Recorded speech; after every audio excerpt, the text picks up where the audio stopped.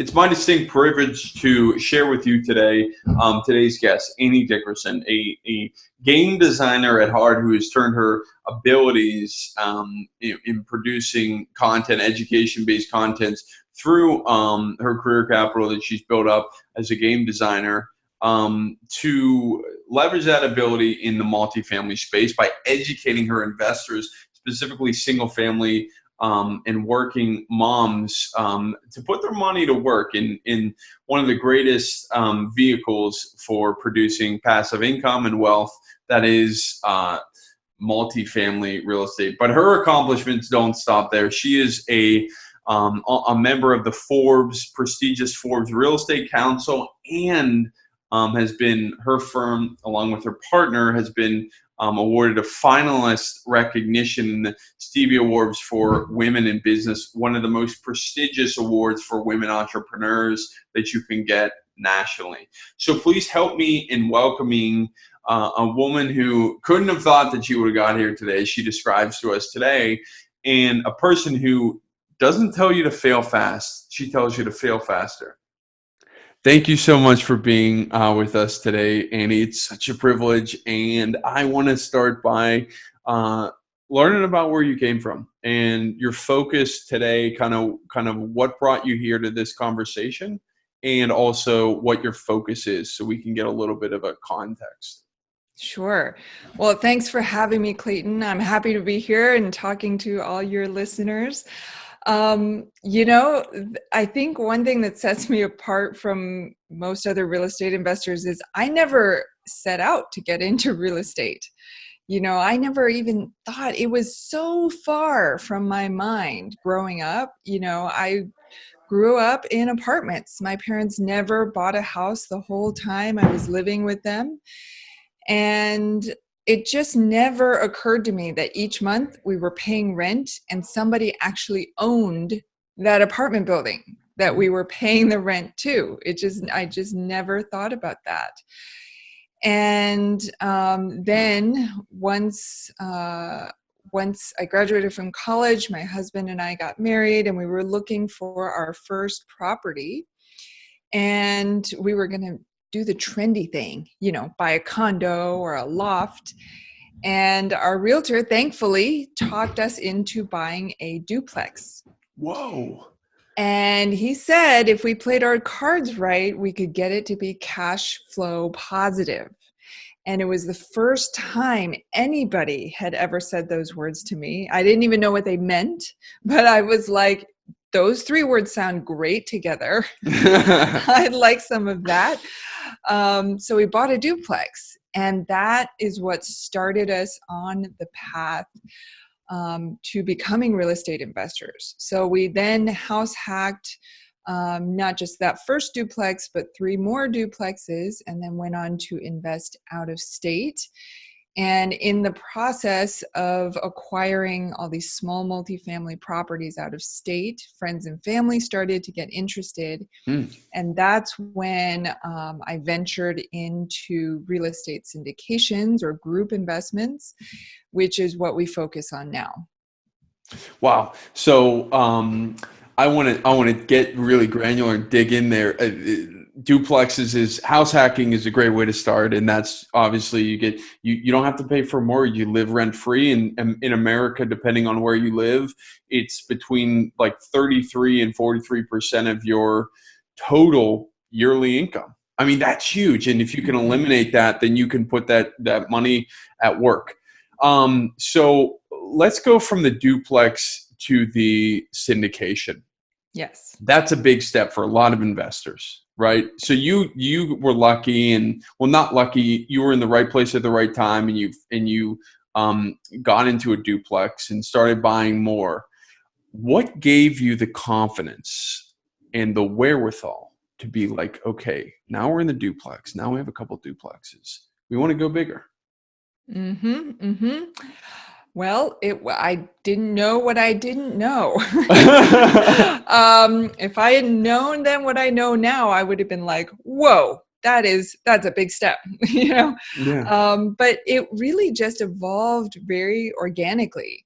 I had no idea that I would someday be syndicating 200 plus unit apartment buildings. I just started with these duplexes. In fact, we still live in a duplex. We're still house hacking right now. We currently live in Oakland in the very expensive Bay Area. And so a couple of years ago, we were looking to possibly do another house hack, but it's so crazy competitive and expensive here that we then ventured to invest out of state. And we weren't looking at doing anything big. We were just looking to do another small multifamily, maybe a fourplex or something like that. And we were just going to do it with our own money. So at this point, I didn't even know what syndications were. I didn't even know such a thing existed. I was just like, okay, well, obviously we can't buy in the Bay Area, so let's buy out of state. So then started to do all this research to try to find a market that would suit our investment goals and that was a growing market, but still affordable. Mm-hmm. And so that's when we found Huntsville, Alabama. And we still have about 20 units in Huntsville and small multifamily. And so we're starting to get the hang of this. And that's when we started to talk to friends and family. And they were like, oh my gosh, it's so cool what you're doing with all these properties. I want to do it too. And so then we said, oh, sure, no problem. Here, I'll teach you how to do it. You got to find a market, find a broker, look at the properties, underwrite the properties, do the inspections, talk to a lender. We're going through all these steps and we're just watching their eyes glaze over. I think I'll just keep my money in my savings account and my stock market account. We're like, no, but it's really not that bad. But we had enough of these conversations that we realized that there are people out there who have money to place and want to get into real estate, but just don't know how to do it.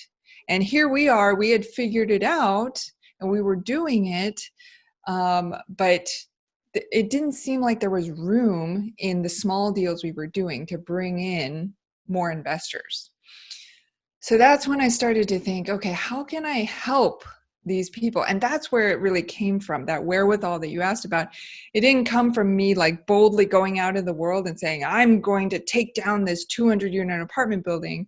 It really started from a place of, okay, well, I have these friends and family who want to get in. How can I help them to get in? Mm-hmm. So that's when I learned about syndications. And like I said, I didn't know what I didn't know. So I thought, well, I've done a 4-unit property. I can do a 40 unit. It's pretty much the same thing. It's not. So I went down that path of trying to do my own syndication, and that's where it all started. Perfect. So let's take a little more time on those the duplexes. So you see the duplexes, you're moving now. You have the confidence. Now you have people that want to invest with you. What would you say to an aspiring investor that wants to get into multifamily, big dreams, but they don't really know where to start. They don't really have that much money. They don't have that many connections. Yeah. Well, the key is those connections. So if you don't have any connections, and you don't have any experience, I would say don't try to take down a 200 unit apartment building on your own on the first try with no experience and also no investors. That's going to go nowhere fast. And so I would say start with aligning yourself with people who do have that experience. Mm-hmm. And so you can access them through things like this podcast, through Bigger Pockets, through local meetup events, through regional conferences, and go to the places where they are and go to meet them and show up and show them that you are passionate and that you want to get involved. You're not afraid to get your hands dirty and you'll do anything to get your foot in the door and to get started. And you'll find people who will be very open to sharing and to helping you out. And that's what you're looking for, is to get in with the crowd. It's not to get in on a specific deal. We've seen lots of new syndicators try and fail to, they'll go out and focus on just taking down a deal. So they'll say, okay, I'm going to try to get a 30-unit apartment building under contract. So they do, but then they've done all the underwriting, they've done all the work, they've put in their own money, and they have to raise a certain amount of money to close the deal. But they have either no network of other syndicators or no network of investors. And so then they have 60 days to raise this money and they don't know where to turn. And so that's what you want to stay away from, is you want to do the work up front of building these connections so that when you do get that property under contract, you have a support network around you so that you've already talked to people about what you're doing. So those investors are like waiting. They're waiting in the wings to invest with you because they've been along for the journey. And then also, if you do fall short, you have these other syndicators who have got your back, and they can maybe come in on the deal with you or introduce you to other equity partners who can help to close that gap. So I'm, as you know, Annie, actively looking for equity partners, and something that I found helpful, which I'm sure, and we're going to dive into this briefly, that you might mention in your incredible Capital Raiser Academy. Want to learn more about that, but it's a meetup.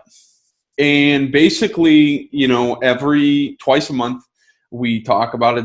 We have a topic here. We're starting to bring in more speakers as we get more and more people. And it's to bring people together, to talk about multifamily, to talk about syndication and the elements within that can bring you to financial freedom quicker, whether it's through an active role or a passive role. So let's talk about the Capital Raiser Academy. That is so exciting.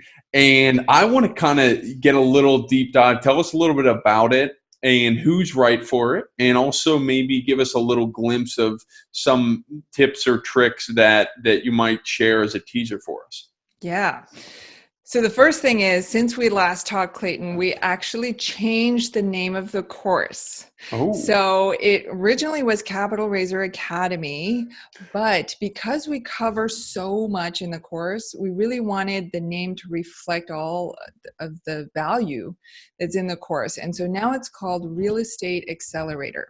And so Real Estate Accelerator really teaches you everything you need to successfully raise capital for real estate syndications and to scale your business so that you can do bigger deals. And so it's not just for people like us who are raising capital for syndications, but it's also for anybody who's maybe doing flips or, doing small multifamilies and wants to scale their business by leveraging other people's money and getting people into deals with them. It's showing you the process of how to bring in potential investors to your deals. And the way that we do that through the course is we really open up our entire business to you so that you can literally just take all of the automations and the systems that we've built and clone them and use them in your business. And so we show you soup to nuts, everything from how we talk to investors, the exact emails that we send out, the templates that we use, the call scripts that we use for our investors, the automations we have set up in the background, and then all the little moving pieces that happen when we actually release a deal to our investors. Wow. Okay. So that is, I think maybe it could be not even a real estate accelerator. I had helped in my family business, Scams Toffee. I'd helped raise some money last year, and I probably could have used that course then, but it was from friends and family. And maybe the accelerator is even more than that. Maybe it's a capital accelerator. And I think that, real estate is just a representation of, being able to have an idea, and to say, this is a great investment. That's what venture capitalists do all day. Yes. And I'm sure you found this on your experience with raising capital, but it's like people want a story. Mm-hmm. People, the returns are nice, and the projected hold times and the debt and all that stuff, it's important. But more than that, people want to be along for this ride. They want to be part of something amazing. And so that's really what you're selling to them. And that's the hardest part of building your brand and raising capital that people don't realize. A lot of new syndicators just go out and they go out with their deck and they go right into the numbers. And they're like, look at this deal. It's 8.5% returns. And then you get this 15% IRR, and it's in this market with great job growth. And then the investor's sitting there thinking, okay, that's nice, but what's in it for me? How do I fit into this story? And that's, as a capital raiser, as a sponsor, that's the story that you need to weave together for your investors. Yes, and in that, I would analogize that to being in my position right now as I'm the head of sales for this family company, and selling and influence more than anything else is a transference of feeling. And you can get someone can tell you on the street, hey, we have this great return and this everything like that. But if you are not influenced by them, the person first has to be influenced and believe in it. And you obviously do that effectively, but it's that transference of emotion. So maybe give us a little bit of a peek, the Pareto principle, little short tip that maybe if you were to start again would say, wow, that's a pretty big deal. If I were to start again with syndication and multifamily? So the real estate, the accelerator is full of probably incredible information, but what's maybe a tip that we can give our audience that has a disproportionately higher amount of value? I think the most important thing you can do is talk to people. I know it sounds super simple, but a lot of people are so scared to get out from behind their computers and go out and just talk to people. And a lot of people who are starting out in syndication, they say, well, I can't talk to investors until I have a deal. And, I'm looking at deals all day long, but I don't have a deal under contract. I have to wait till I have that deal under contract before I talk to people. And we're like, no. You absolutely do not have to wait till that point. In fact, by that point, it's too late. What you want to do instead is you want to start talking to people and let them know, first and foremost, what you're doing. Because most likely, like I was working as a creative director before I got into real estate, and people didn't think of me, people thought of me as a designer. They didn't think of me as a real estate person. So I had to first help them make that shift in their minds. Oh, Annie is now in real estate. So you got to make that shift first. Let people know, connect with people that you haven't talked to in a while. Hey, just wanted to fill you in. My latest passion is real estate. I've been learning all this stuff. I would love to share with you sometime, and maybe let's catch up. Something super simple. And then as you have these conversations and people are starting to get interested and they're like, oh my gosh, yes, the next time you have a deal, let me know. Well, then what you can do is, because presumably you don't have a deal yet under contract, what you can do is you can create what's called a sample investment summary deck. So when we release a new deal, we always have an investment summary, which goes in, it's just a PDF document, and it includes things like information about the market, why we chose that particular area to invest in, information about the particular property, how many units are there, what asset class it is, and our business plan. Is it a value add? What are we doing to it? Are we renovating the interiors? What are we doing to the pool area and the barbecue area? All that stuff. information about the team, and information about our track record. So what you can do if you don't have a deal is you just create a sample as close as possible to an actual deal. So then you create this deck, and it doesn't have to be long. It can be maybe 10 pages or so, and just a high level, like, and then you take that investment summary, that sample one, to your investors or your potential investors, and you say, hey, well, I don't have a deal right now under contract, but when I do, it's going to look something like this. And then you walk through that sample with them. And that's going to raise a lot of questions in their mind. But first of all, their defenses are going to be down because this is just a sample. They don't think you're selling them something. You're just sharing information with them. And so it's a very different conversation. So you share this information with them, then they start to ask you questions like, oh, well, what is this equity multiple? What does that mean? Or why is this a 5-year hold, not a 10-year hold or a 3-year hold? Tell me more about that. So you're because you have all the time in the world right now, because you don't have a deal yet, right? You're not stressing out yet. Right. You have all the time to answer their questions. And that's exactly what you want, is you want them to ask you their questions at this point, sales, to get all of their objections out of the way, right? And to change their mindset. And so that's exactly what you want to do at this point. And then later on, I'm sorry, can we pause this for just a second?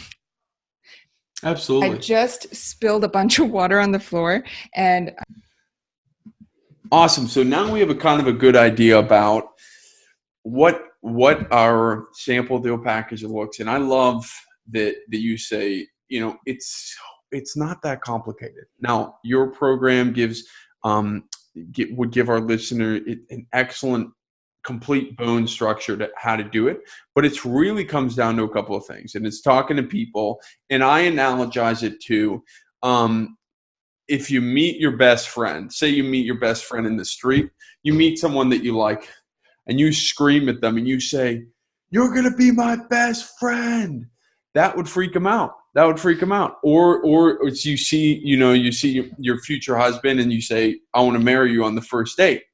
It takes a while to build the type of trust, the meaningful relationship. And so I think that a lot of times people don't put that mindset into raising capital. Money is very sensitive, and being a steward of someone else's wealth is the greatest honor that anyone could ever have, because you have the ability to dictate their future. So I love that. Simplicity is great. And I'm going to put some more information about the accelerator in the show notes so you can check it out as well. So I want to go back quickly and ask you, what kind of some of your limiting beliefs that you've had in the past about raising capital? Because whenever you start to talk millions and the zeros start to get bigger, that's something that I'd love to dive into. Yeah. Oh my gosh. I mean, it's incredibly intimidating to be, like you said, be a steward of other people's hard-earned money. And I think one of my biggest limiting beliefs was, well, I can't do it as well as other people can. Surely they have more experience. They've done this before. And especially at the beginning, I was like, I've never done this before. How would anybody ever trust me, little old me, to take their money, take $50,000 or $100,000 that they've been saving up for years? Why would they invest with me? And it could have kept me from getting into this space. Absolutely. I could have just said, well, I just pass them off to somebody else who's better suited for this, who's got more experience.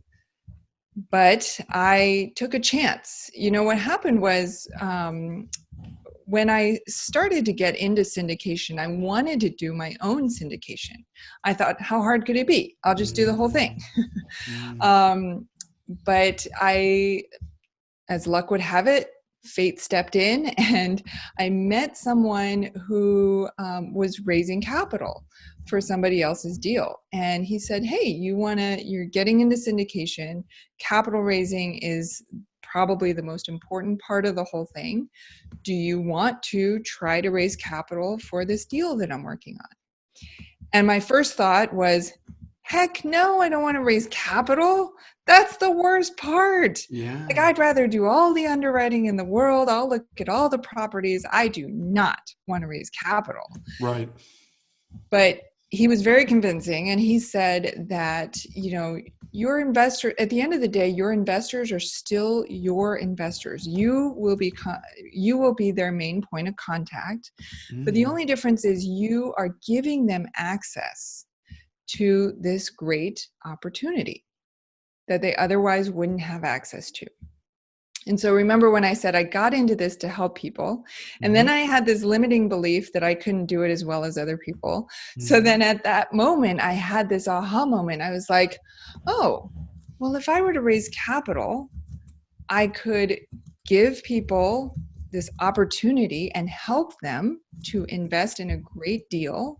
I know how to vet the deal because I have all this knowledge, and I've talked to a lot of people.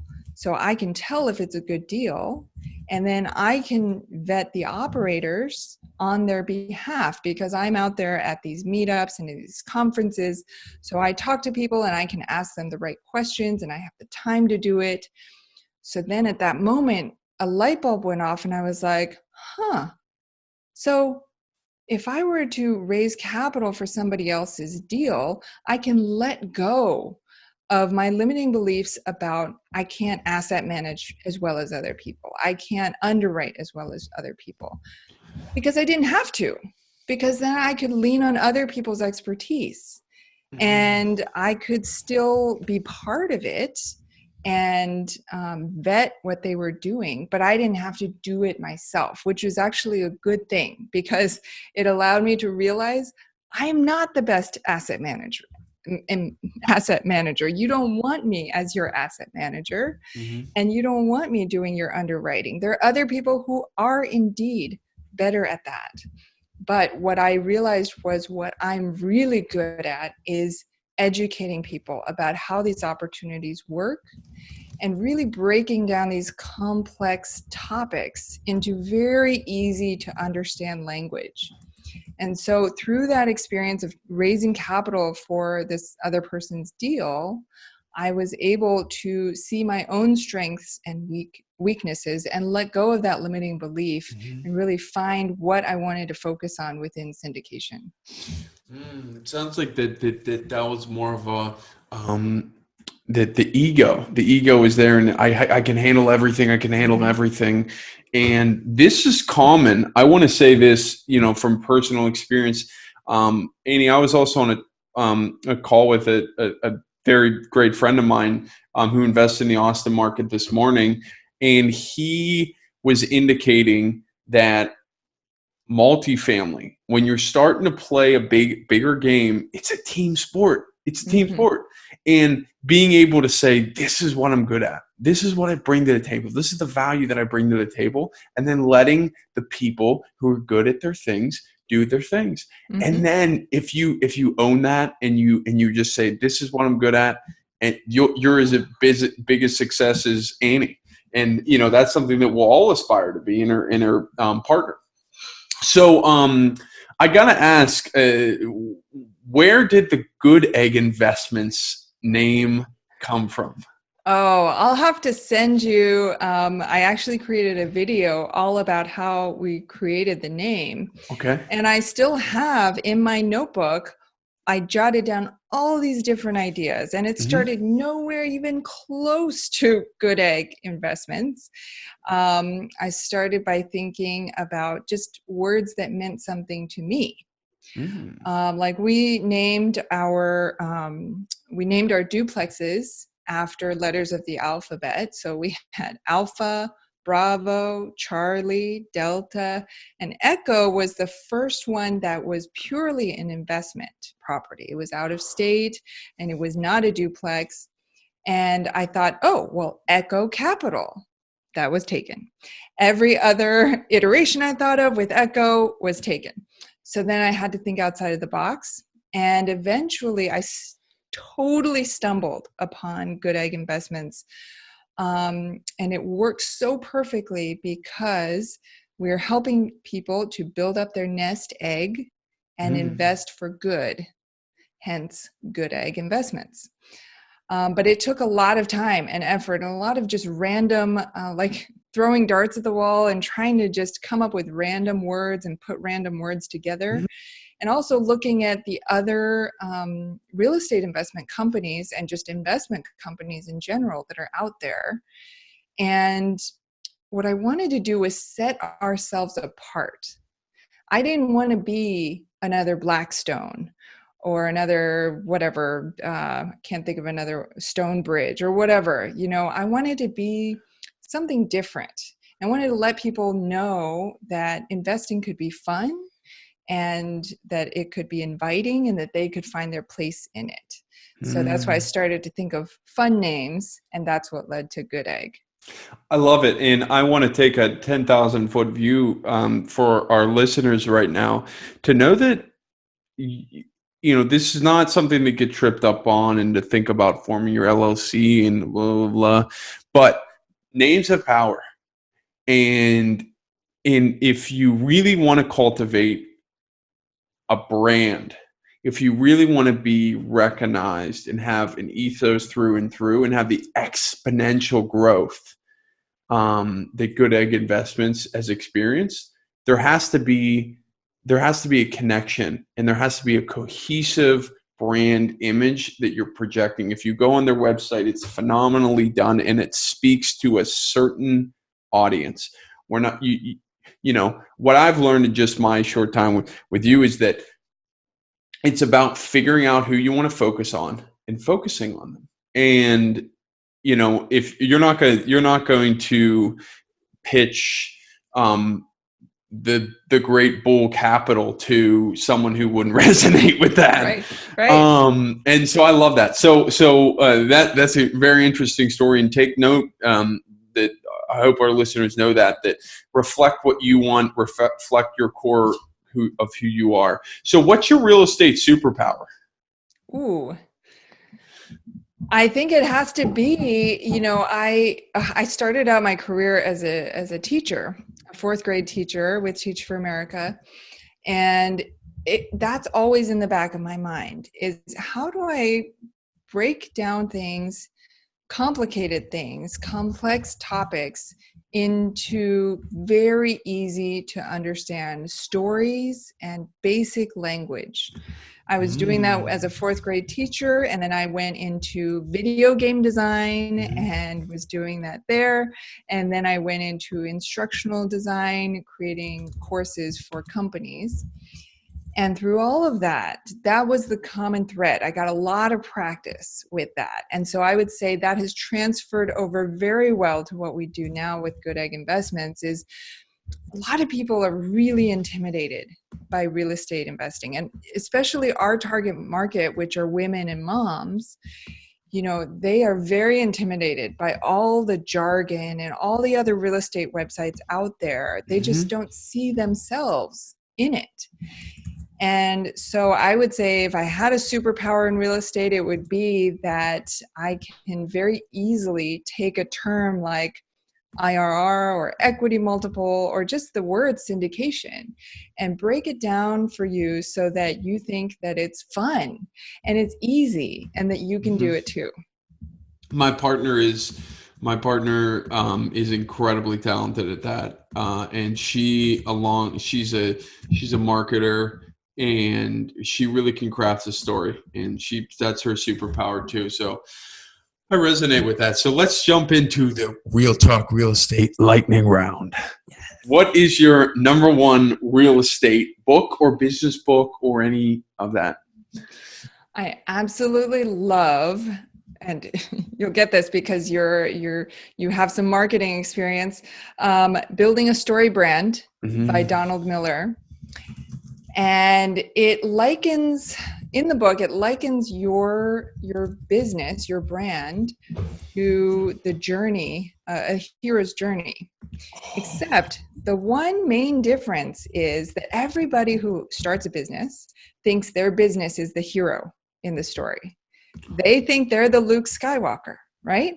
But you're not. Your business is not the Luke Skywalker. You are actually the Yoda.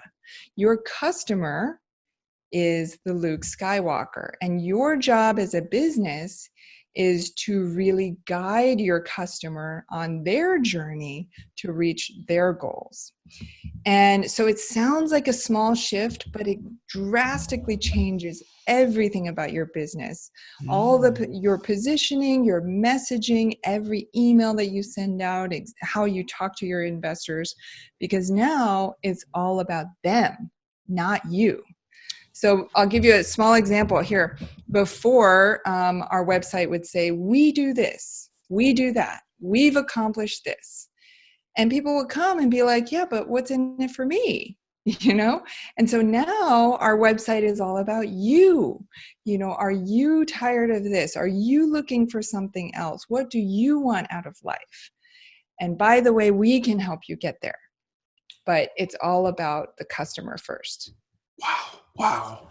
That's incredible. I'm gonna go get this second tomorrow delivery. Check it out. That's the really again, guys, their website is so well put together. What is your real talk best mindset tip? Fail fast. No, I take it back. Fail faster. I think a lot of people are so scared of failure, and that's what they do is they'll sit in the wings and just research and analyze, and they're always scared to get in. But I have a whole bunch of Post-its on the shelf right by my desk, and my favorite one is the one that says fail faster, because it reminds me that nobody's perfect. Everybody's trying to figure it out. And the sooner that I can get over my fear of failure and get in and fail, that failure is feedback. And that will tell me how to do things better next time. So the faster that I can fail, the more success I'll reach. Wow. Fail fast, no fail faster. Love it. So what's been your biggest challenge in real estate or, syndication? And what have you learned from it? I think one of the hardest parts for us is finding the right partners. And people always think, it's finding the investors. Oh, it must be so hard finding investors. And we're like, no, you do the job right, you tell the story right, investors will flock to you. But it's finding the right partners and the right deals. That's the hard part.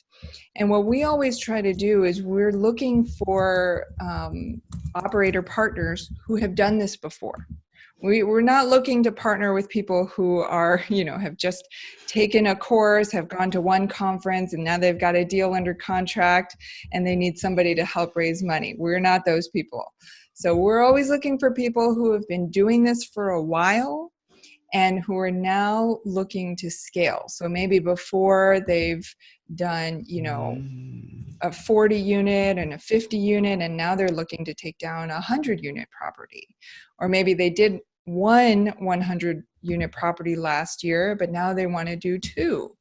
So we're always looking for those people. And what makes it challenging is that it's about being in the right place at the right time to find those people at that critical juncture in their journey as they are looking to scale. And it's also something that we help our students through Real Estate Accelerator to find those key connections so that they can start to be part of these deals.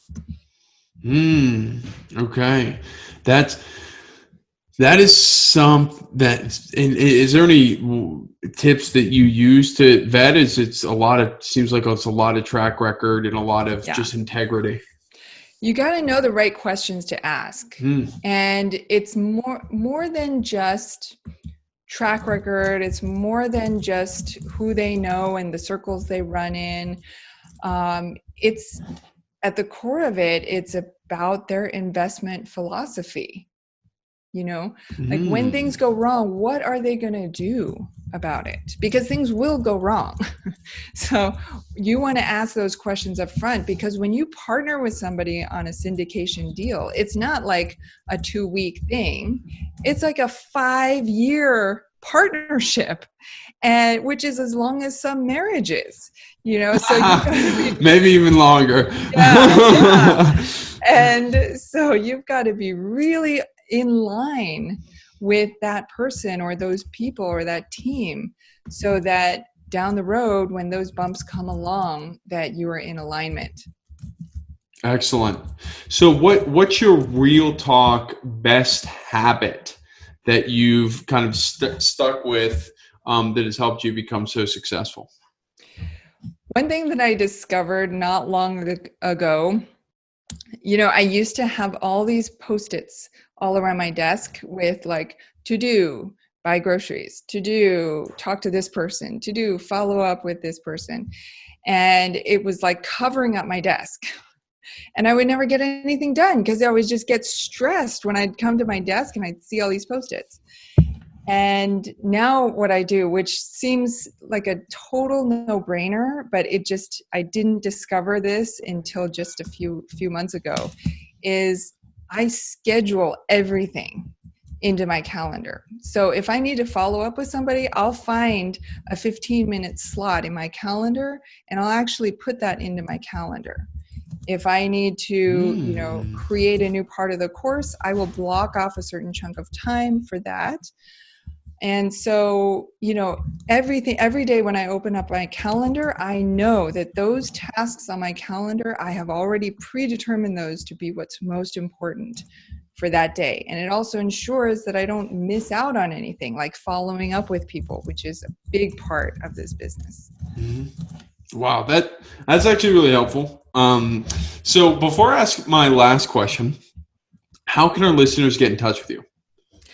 The best way to learn more about us is to go to our website, goodegginvestments.com, and anybody is welcome to reach out to me directly. I'm at Annie@goodegginvestments.com. Excellent.